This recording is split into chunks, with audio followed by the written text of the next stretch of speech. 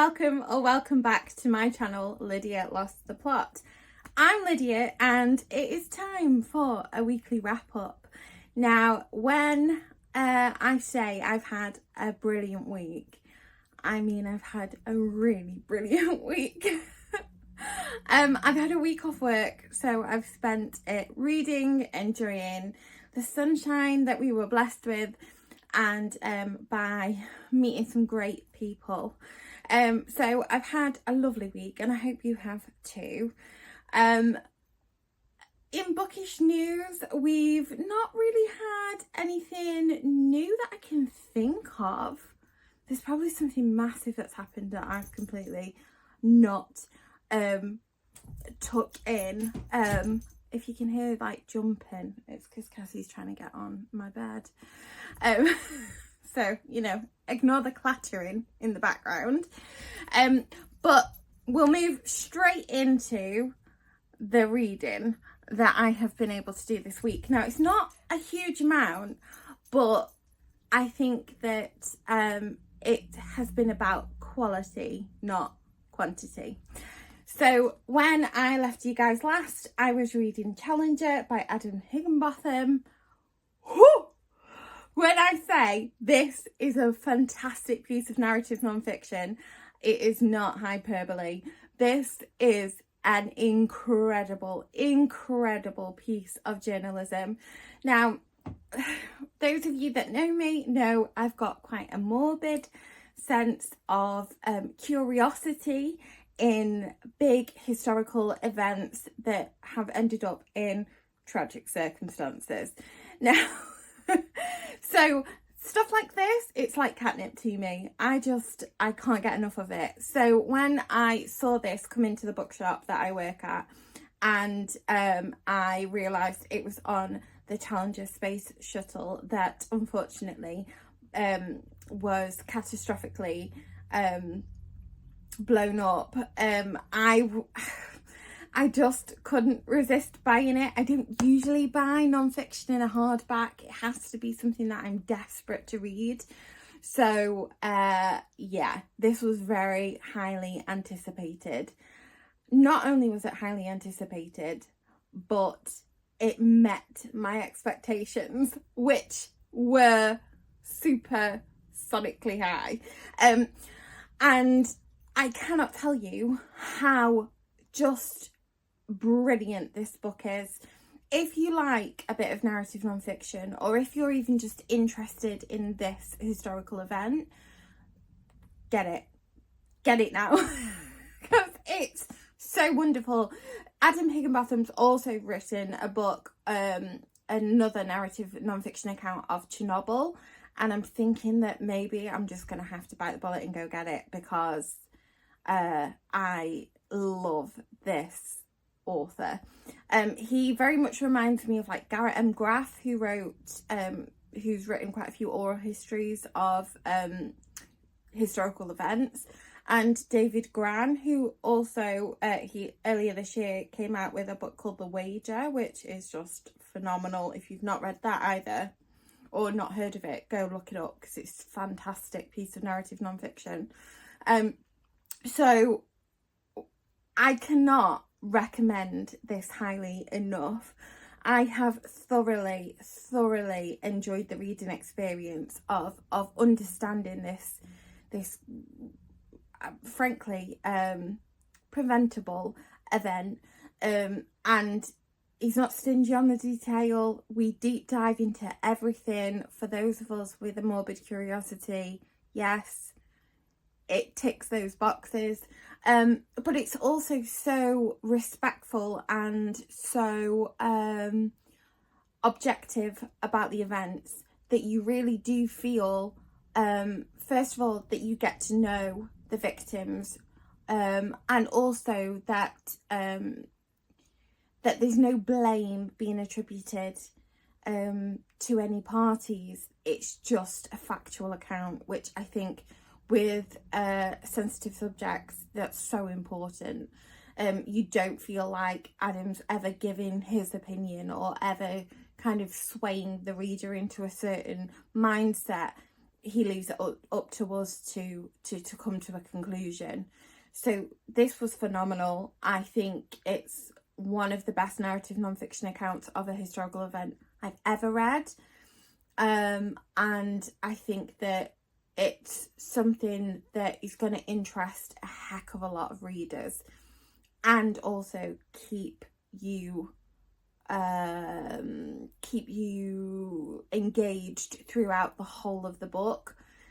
Even when things get slightly more technical, he doesn't overcomplicate it, and he doesn't make you feel thick, which I always worried about with non-fiction books. I don't know if you guys are the same, but I tend to get a little bit scared that I'm going to be stupid.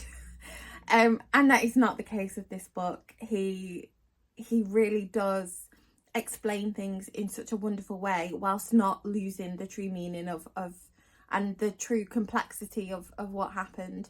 So it's fantastic, it's brilliant, and I think that I will be diving into Midnight in Chernobyl, his other book, very soon. Very soon. So I managed to get that finished earlier on this week. I did give it a lot of time, and I felt like I could have just sped all the way through it, but I didn't want to. I really wanted to take it in. So I did spend quite a bit of time reading that on this week, but then I moved on to, now I've totally read by whim, by the way, because I wasn't even planning on reading this book, and I just picked it off my shelf. I was like, oh, you know what, I'm gonna read that. And the next book that I read this week was Eastbound by Maylis de Karengal. Now this is a beautiful little book, and when I say little, I mean little. Look how tiny it is. It is 110 pages. 110 pages. It's teeny tiny. But what Maylis de Karengal is able to do in those 110 pages is phenomenal. I love this. It was a New York Times 10 Best Books of 2023.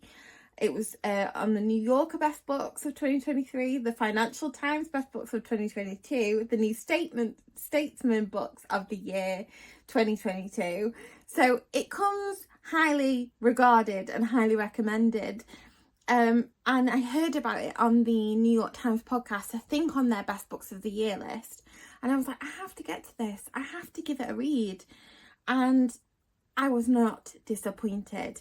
Now, I don't want to give too much away because it's such a wonderful story, and because it's so small, the plot is very, first of all, relatively simple, and also really key to your enjoyment of the book.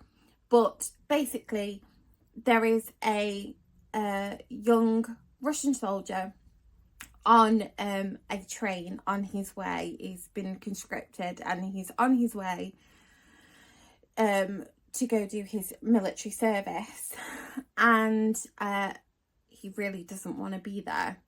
And there is also a woman who is on the run from a love affair, and their worlds collide on this train that is heading through Russia. And oh my gosh, it's just phenomenal. It is phenomenal. Now, I want to just read you a little bit. I underlined so much in this book, but I wanted to read you this description of one of the characters, and I just think it goes to show how fantastic Maylis de Karengal is at description.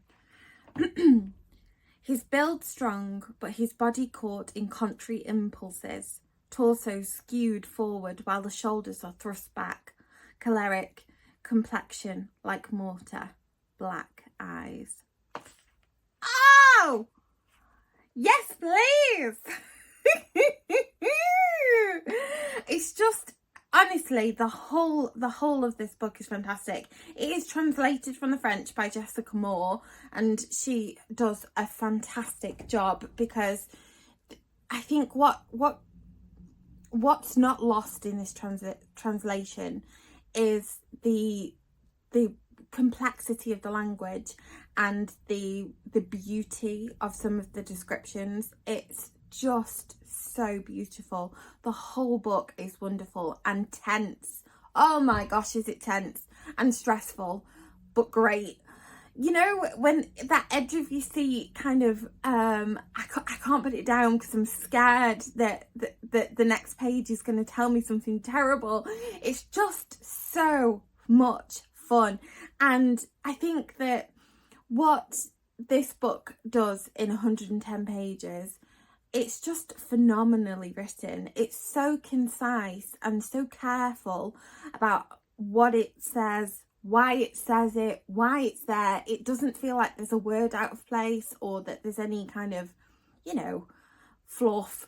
We all get books like that where you think, oh, stop padding, you know, get to the point. This is very much to the point, and the point is perfect. So I have loved this book. I really want to explore more from this author. I'm hoping that there's going to be some more that have been translated into English, because believe it or not, I can't read French. So it would be nice to see if they've got more out there, because this is a new to me author, and I really want to kind of champion her a bit, because this is just, it's just fantastic. And I think that I think this will be making some lists as well, some more lists.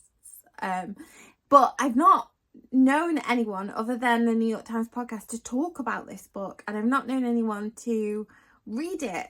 So if you have read this, if you've heard of Eastbound, please, please, please comment down below so that I can talk to you about it, because I haven't got anyone to talk to about it.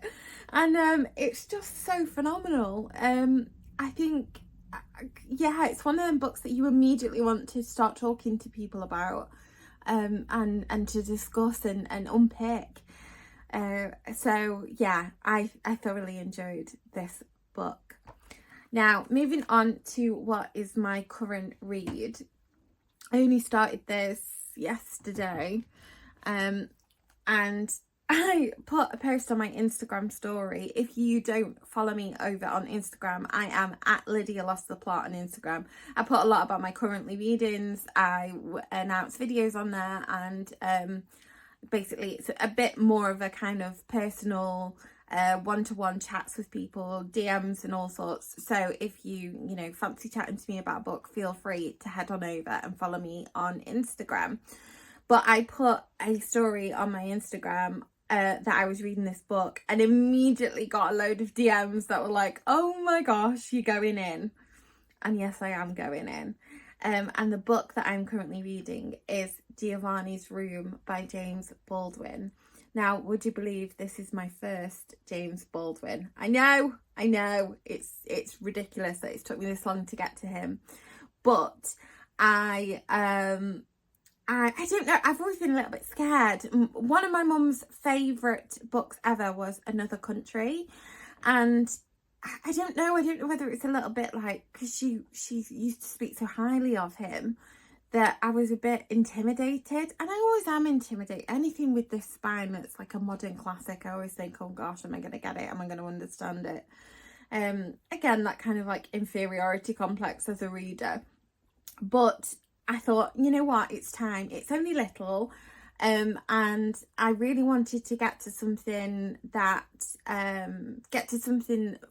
was a backlist title, and not something brand new, because I've got quite a bit of new reading coming up. So I wanted to deep dive into a classic. Now I am 64 pages in, which is just nearly halfway through. It's so good. It's so good. You know when people say something's really good and you kind of want to not like it just because? It's bloody brilliant. Honestly, it's so heartbreakingly poignant, and it's of its time but yet feels so contemporary. I mean, this is a book about the 50s, written in the 50s, and when you go into it, the first chapter, you're just completely transported. You're there. It feels relevant. It feels so moving and empathic that I'm just loving it. And also, I know how this is going to end. Anyone that's read it, you know from the beginning what happens, sort of, kind of, and I just can't. I'm not going to cope. I'm not going to cope with this book. I can already tell. But I've already underlined like 4 billion things in it because it's just so beautiful. And I really want to find this bit that I did. Okay, so it was like holding in my hand some rare, exhausted, nearly doomed bird which I had miraculously happened to find. I know, and it's all like that. I don't know how I'm going to cope. I don't. Again, if you've read this, please no spoilers, but write in the comments down below if you were able to survive the reading experience, because I'm not sure I'm going to. It's amazing. So I'm hoping to finish this off either today or tomorrow, and then I have no idea what I'm going to move on to. Once again, living life on the edge. So yeah, I'm not sure. But in other news, I have been religiously listening to Chappell Roan's new album. I'm obsessed with the song Karma is My Kink. Or My Kink is Karma. I think it's My Kink is Karma. And it's just so good and so just fabulous pop mixed with fantastic lyricism and addictive hooks, and yeah, it's just been my soundtrack of the week. And yeah, it's a little bit naughty and I quite like that. So I've been listening to that. I have been watching, watching old reruns of things that I enjoy.